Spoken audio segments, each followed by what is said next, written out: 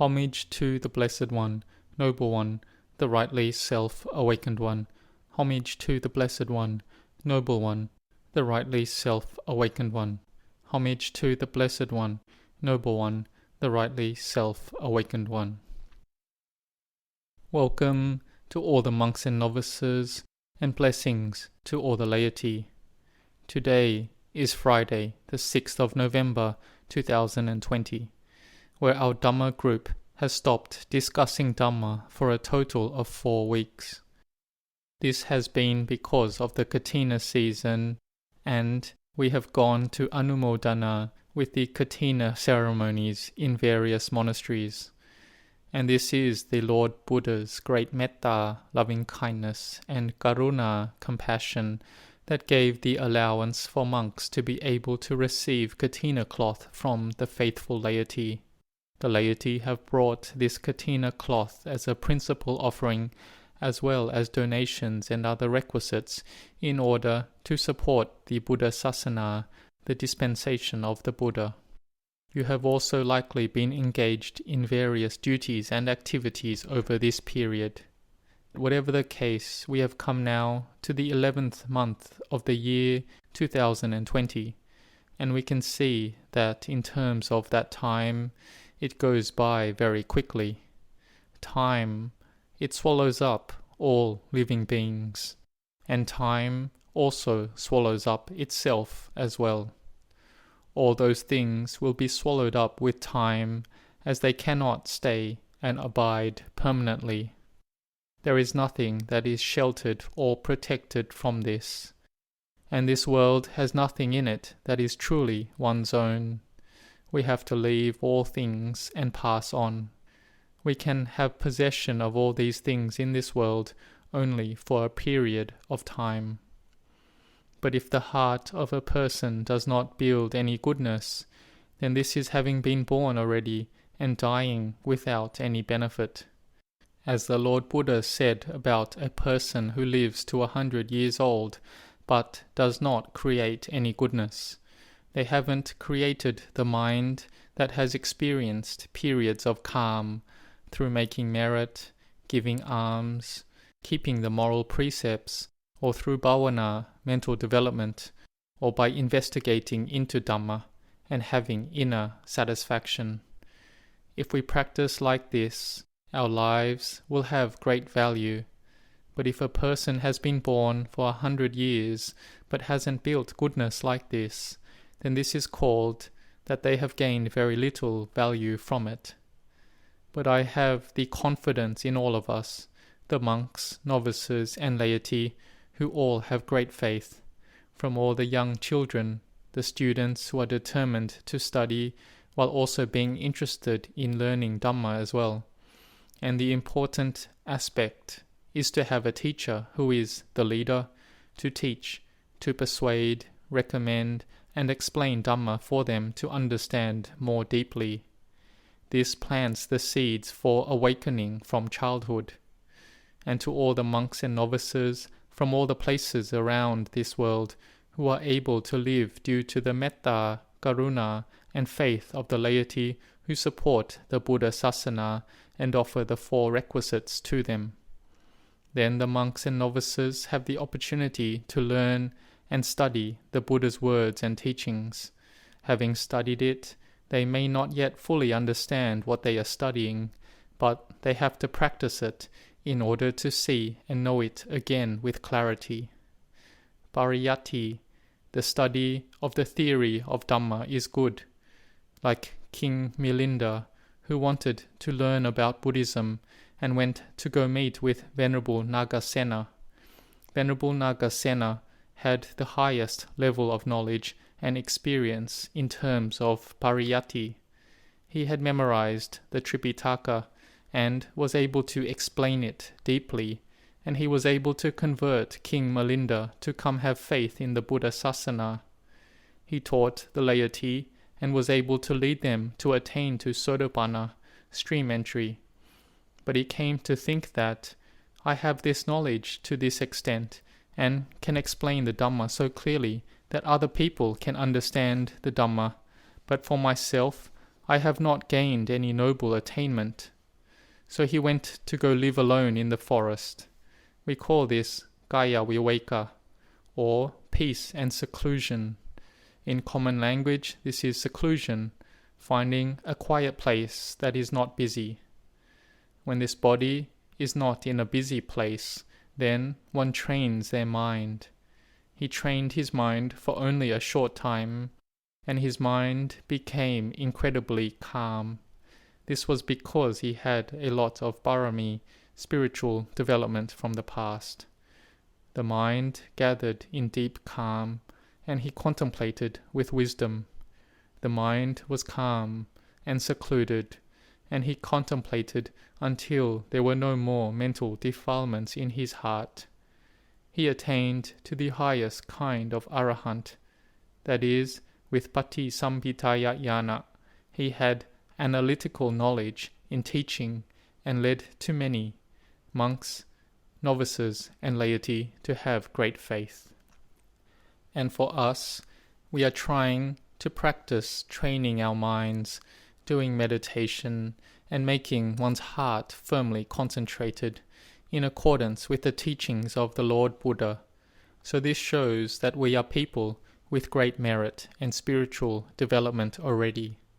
There is peace, inner joy, and happiness that arises from Dhamma practice, from our contemplations, and from the building of goodness. We are humbling the heart to search for Dhamma, that is, searching for the Swakata Dhamma. We have to humble our hearts to have Dhamma. Then, when our hearts have Dhamma, our hearts will suffer less. But if our heart has no Dhamma, then our suffering will multiply. Because of what? Because this world is always incomplete, unsatisfied. It is a slave to defilements and craving. Here, the Lord Buddha taught and instructed one monk who had extensive knowledge and expertise. His name was Ratthapala. This Venerable Ratthapala travelled back to his hometown, and he was the son of a very wealthy man living in a certain city. He went back to his home and met his father, who didn't recognize him, as he was going for alms in front of their house. As is normal for a rich person, they had leftover food that they throw out, but it was still fine to eat. So Venerable Ratthapala told the person who was throwing out the food to give it as alms instead of throwing it out, so that it would at least have benefit. Later, he went for alms again, and the wealthy man then knew that it was his son and asked, "Why are you eating food like this, when our house has plentiful food?" Venerable Ratthapala said that it was the tradition that the Buddha taught to take going for alms as a daily routine. The wealthy man understood. And Venerable Ratthapala taught King Koravya. King Koravya asked, "Why did you renounce the world to ordain when you had everything materially?" He said that in any world there is no permanence, and no one is sheltered or protected from it. And he taught the 4 summaries of Dhamma to King Koravya. The 4 summaries of Dhamma was that life in any world is not sustainable, even though one may still be young and have been able to go through war and been able to escape from death. But when one is older, an adult gradually ages to become elderly. In the past, they were a child, then they were 20 years old, 30 years, 40, 50 to 60 years or more, or 70 to 80 years already. With every step we take, there is decay occurring in this world. Aging coming relentlessly. It is not sustainable at all. What we have here now, soon it will be no more. We won't have any more steps to take, and no more breath in or out. So knowing the in and out breath, meditating, knowing the breath as it goes in and goes out, or it can be with the word Butto, breathing in But, breathing out To, or without any mantra is fine too. Just inhale and exhale with knowing. Or some people will count their in-breath 1, 2, 3, 4, 5 and out-breath 1, 2, 3, 4, 5. This makes our mind calm and peaceful. Our mind is secluded, our mind is calm, it is peaceful. Even if we are alone, or we are in the Dhamma center, or the monks are in the monastery together with many other monks, but we close our eyes to meditate and the mind is peaceful. How is it peaceful? When we see the arising, persisting and ceasing of the breath. This is wisdom. It's wisdom. This wisdom has more value than all types of wealth, because wisdom will follow us as well. But all the material wealth, we use it only in this world.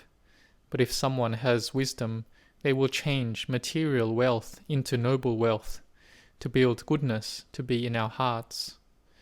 When we know this in and out breath like this, we see arising, persisting and ceasing. Then we will understand that aging is coming closer. What we have is not lasting.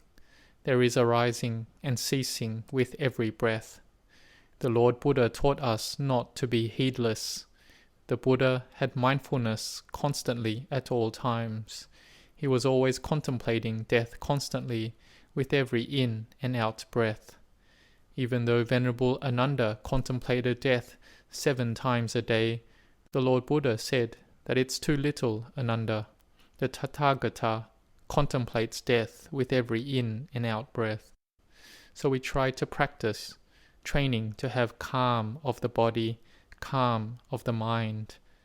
In this online social world, it can be very intense. In one day, the amount of information we receive is a lot. But the more we are interested in this online world, then the more we will be very agitated.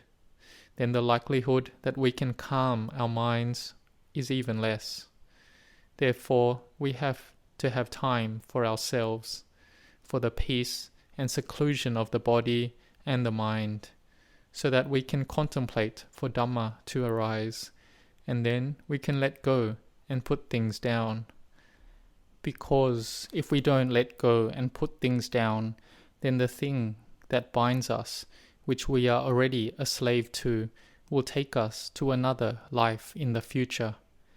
But with each birth, there are people who are born in each life in order to build more barami in every life and every existence.